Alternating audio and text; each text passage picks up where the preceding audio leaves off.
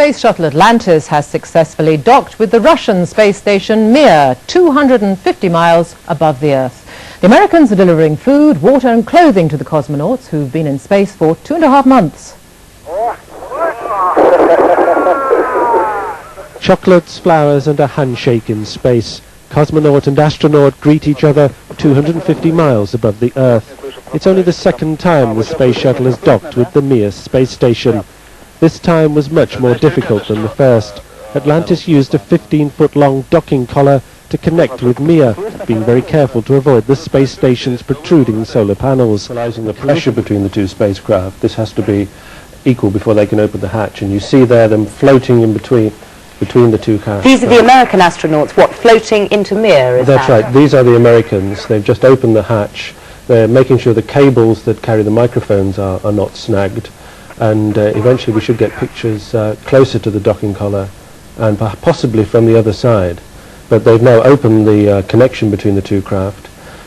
They've presumably shaken hands on the other side, because earlier we were able to see through the transparent window the Russians beckoning them and waving to them as they went through the final removal of the seals before they were able to open the hatch. Now, the Russian cosmonauts on Mir have been there for, 2 or 3 months now. They must be pretty relieved to see some new faces, aren't they? It's certainly a hard grind when you're in space, particularly on the Mir space station.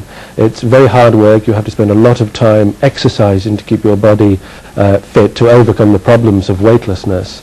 And it is very lonely. It is the communications with the ground aren't very frequent and aren't very good. So these are going to be very welcome visitors indeed. So now, are we seeing the astronauts actually inside Mir?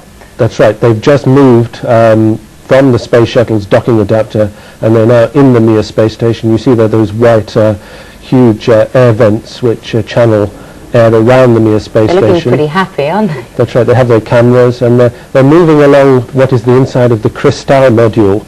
You see there, following the white vents, towards the Mir core section, where most of the cosmonauts are waiting to greet them. They're moving along now, live, into It's fantastic imagining, or knowing that these pictures are coming live from space, isn't it? It's quite incredible. That's right. The space complex now is just off the coast of the South Pole in the South Pacific, just about to move towards South America. And there we are. We're in the Mir core section there, and you can see the cosmonauts just in the distance there. Wonderful. Thank you very much, David, for talking us through it.